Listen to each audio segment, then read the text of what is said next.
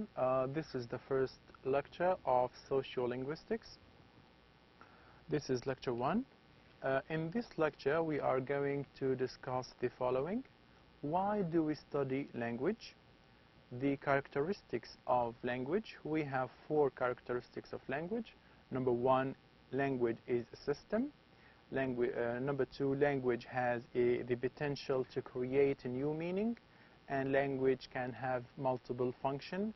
Number 3, language can be diverse. Now, going to the first topic, why do we study language?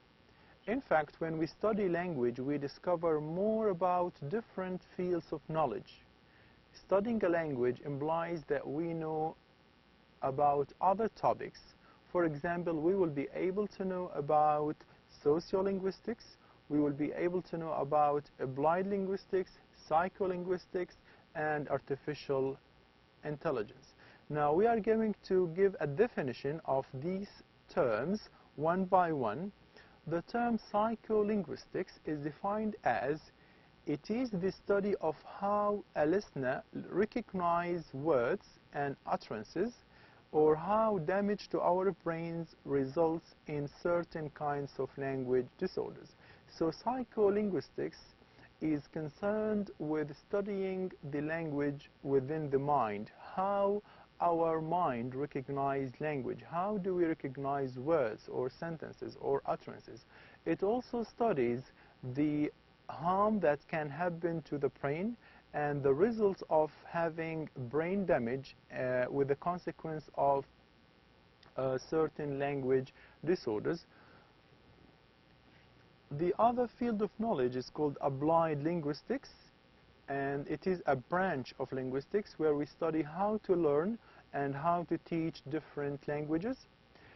We are also going to know about sociolinguistics, which, as you know, is about the relation between language and society and the different varieties of language people use.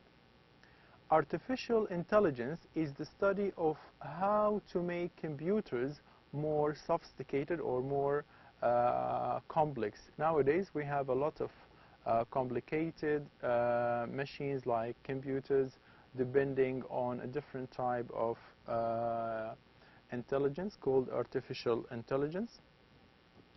Now, who is interested in language? Who are the people other than the linguists who are usually talk about language linguistics? In fact, it is not only people in the linguistics field who are interested in language. Other people, different people from different fields of knowledge can have language as their interest. For example, language-related issues are discussed almost every day in the newspapers, in television, in lectures, etc. An example of this, a lot of people sometimes complain about the jargon used in a classroom. A jargon is an unofficial language, is not standard language, so people might talk about this more and more every day. And other topics include coining new words. Nowadays, you can come across this topic in the internet, in the newspaper, that new words in the language are created. And other people would talk about the importance of political speech. And a political speech is actually made of language. So it is not only the linguist who is really interested in language. Other people, other topics related to language are always discussed in the newspapers, on the TV, or in university lectures. Now, what is language? Now, to know what is language, we need to know its characteristics. And as I said, there are 4 main characteristics of language. We are going to deal them one by one. The first one is language is a system. Language is considered as a system. Number 2, language has the ability to create new meanings. Language can have multiple functions. It can do more than one function, and language is diverse. Number 1, language is a system. Language is a systematic way of combining smaller units into larger units for the purpose of communication. Now, looking at language as consisting of smaller units, and I call them morphemes or sound of the language. Language is a systematic way of joining those units together or combining them together. Why? To make larger units, and those larger units are used for the purpose of communication. Let's take an example. If we have two morphemes, the word free and dumb, and if we combine them together, we have the word freedom. And instead of saying word, I would call it lexical item. So language is consisting of units or morphemes, and when we join those units, we get words or we get lexical items. Another example is the word useful, which consists of two different morphemes, use and full. Now, combining these two morphemes together again would give us a lexical item, useful, as you can see in the example. Now we move from joining smaller units, making them words, into joining words together to make sentences. Now, the field of knowledge that helps us join those words or those lexical items correctly is called syntax. If we have this example, book, vary, this is useful. Now, this is an incorrect sentence. It is an ungrammatical sentence. Now, knowing the rules of language, we can say, we can rearrange this sentence and make it a true or make it a grammatical by arranging it in this way. This book is very useful. So according to the rules of language, according to the rules of syntax, we can rearrange the structure of this sentence to make it a grammatical again. Now, we have some definition of those terms. The word phonemes refers to the sound of language. Any sound in the language is called a phoneme, and a collection of those sounds would make lexical items or would make words. So a phoneme phonemes refers to the sounds found in our language. Example, K, T, S, those are all phonemes. A lexical items refers to the words. A lexical item can consist of more than one phoneme, and I call it either a word or I call it a lexical item. An example of this, the word help, the word homework. Notice that the word homework consisting of two words, home and work. Homework. So we have a lexical item consisting of two different phonemes. Now again, we go back to the word syntax, which refers to the grammatical rules which determine how words can be combined. So there are certain rules that I need to follow so that my sentences or my utterances would look grammatical, would sound grammatical. Otherwise, I would talk fragments. An example of the use of syntax, if we have a phrase like the nice book, where the adjective nice precedes the noun book, I cannot say book the nice, because according to the grammatical rules or according to the syntax of the language, the adjective needs to come before the noun. Again, a sentence like is happy Jane is also not acceptable or ungrammatical. We need to put the subject at the very beginning of the sentence, then the verb to be, then the adjective. So the correct order of the sentence is Jane is happy. So the use of the star or the asterisk means that the sentence is ungrammatical, as you can see in the example. Now I move to the second characteristics of language. We said that the first characteristic of language is that language is a system. It is a systematic way of combining, of joining lexical items or units together for the purpose of communication. Now, the second characteristic of language is that language has the ability, has the potential to create new words, to coin new words. Now, let's take an example from Arabic. Nowadays, we can have a word like yu'atmit, a word like atmada. Those words are not originally Arabic words, but it is the ability of Arabic language to create or to adopt new words into its vocabulary. So a word like atmata comes from English, from automatic, and the verb yu'atmit comes from automatize. So this means that language has the ability to adopt, to borrow new words, to create new words and add them to its vocabulary. In English, again, we have a different way of creating words by adding another morpheme to the beginning or the end of the word. For example, a word like important can become unimportant. So we have created a new word by adding the morpheme "an" at the very beginning. Now, there is a very important thing that we can know the meaning of those words easily, in spite of the fact that we have not come across them before. A word like bossy, which comes from the word boss. A person who is bossy is used to always order people around, giving them instruction, etc. It comes from the word boss. So we can easily understand what these new words mean. Unimportant means not important, and bossy to order people around. Now, this particular characteristic of language would distinguish human languages from other languages. Take an example of the language used by birds, which have a very limited range of messages. But when you come to the human languages, they are not limited. You can always create new words. You can always add new words. You can borrow other words from other languages. Language can have multiple functions. Now, we have, as I said, 4 characteristics. Language is a system. Language can create new words, and language can have multiple functions. We can use language for more than one function. It is a multi-function phenomenon. Now, what are those functions? Language can be used in different ways. It can be used referentially. It can be used affectively, and it can be used aesthetically, and it can be used phatically. Now, we are going to give an example on each case and see what does those terms mean.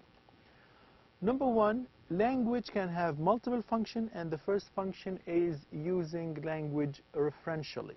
Now, referential use of language can be found in examples giving information or examples giving instruction the speaker wants the hearer or wants anybody listening to him to do. The purpose, of course, is to transmit accurate information or non-ambiguous information. Now, having an example like, put those papers on the table. Put those papers on the table. Your instruction, your direction to the listener is referential. Why? Because it gives him or gives her information about what you want to place on the table, which is the papers, and where you want him or want her, or where you want them, the papers, placed. You want them placed on the table. So this is a type of referential use of language. If you say, open this door, this means that you are using a language referentially because you are giving information, because you are giving accurate information. The listener or the person listening to the speaker knows what door is meant, what door the speaker means. So this is the type of how language can be used referentially. The other use of language is language can be used affectively. And the affective use of language is when the speaker expresses his or her feelings or his or her attitude. Let's take this example. Wow, she is beautiful. Now, saying a sentence like this in such a manner or in such a voice would express my feeling toward the person I'm seeing. Or if you say, oh, he is coming. So I am expressing my feeling towards some person. I'm showing my attitude, if you like, about how beautiful some person is. So the affective use of language is actually concerned about the attitude or the feeling of the speaker. Number 3 is using language aesthetically. Using language aesthetically. Aesthetic language is usually used in poetry, not in science. Aesthetic language can attract people's attention. A language which is performing aesthetic function is designed to please the senses through actual or imagined sounds and through metaphor. For example, you cannot use a metaphorical language in science. You can use it in poetry. You can use it in writing a story, in writing a letter to your, say, girlfriend. It needs to please the person receiving the letter or receiving your speech. so it appeals to their senses. It has the ability to attract them because of the rhetorical images or assimilations that you use. An example of this is speech is silver, silence is gold. This is a type of using language aesthetically where you feel how the language is rhetoric, how language is symbolic. This type of language is typically used in poetry. Finally, language used phatically. Language used phatically. The phatic function of language is used to keep communication lines open and also to keep the social relationship between people well. Actually, when you use language phatically, you are maintaining cohesion within social group. An example of this would be when you see a person for the first time and you want to open a topic with him. You want to start a conversation with him. So maybe you would start talking about the weather, saying, oh, it is very warm today. Or you would say, how are you today? This type of language, this type of phatic use of language is meant to keep the communication going on between people. It means that the social relation are kept going on between people when they meet for the first time. It gives a message to the person who receives the first greeting that the other person is willing, is accepting him. He doesn't mind having a conversation with him or with her. So as I said, this type of language refers to everyday usage of language. It refers to small talk between people to share feelings or to establish a mood of sociability. It actually makes people more sociable, and actually phatic language is for the sake of interaction that opens up a social channel. Channel. An example of this, as I said, greetings or discussions about the weather, etc. The last point that we are going to discuss is the final characteristics of language, which is language is diverse. An example of this is the diversity in the English language. There is more than one variety of English. For example, English varies between countries. Now, if you go to India, they speak English. And if you go to America, they also speak English. But the question, are the type of languages spoken in India, are the English spoken in India the same as the English spoken in America? No, these are varieties of the English. So language is diverse. Though they speak the same language, but they are different varieties of the same language. And the example we have here is Indian English and American English. Now, also language use varies within the country itself. Now, let's take Arabic as an example. Classical Arabic and modern Arabic. Classical Arabic is totally different from modern Arabic. And formal Arabic is also very much different from informal Arabic. An example of classical Arabic is the type of language that we have in the Holy Quran. And modern standard Arabic or modern Arabic is the language that you can see on the TV that is used by news broadcasters. So the type of two Arabics, if the derivation is right, the two Arabics used are different, but they refer to the same language. So language is diverse. It can vary from one country to another, and it can vary within the country itself. Formal Arabic and informal Arabic are also two types of Arabic, two variety of Arabic, but they also refer to the same language, but they are different variety. Formal Arabic is the type of language that you use at the university with your teachers, that you use with your manager, but an informal type of Arabic is the one that you use at home, that you use with your close friend and people that you are close to. This is the end of the first lecture. We have talked about language in general. We talked about the topic of why do we study language, and we said it makes us discover more about other fields of knowledge. And we said we have known a little bit about psycholinguistics, a little bit about sociolinguistics, a little bit about applied linguistics. All those fields of knowledge implies learning a language or studying a language, and we have learned more about language by studying its characteristics. And we also considered the multiple function of language and also the different ways language used. This is the end of the first lecture. Thank you very much.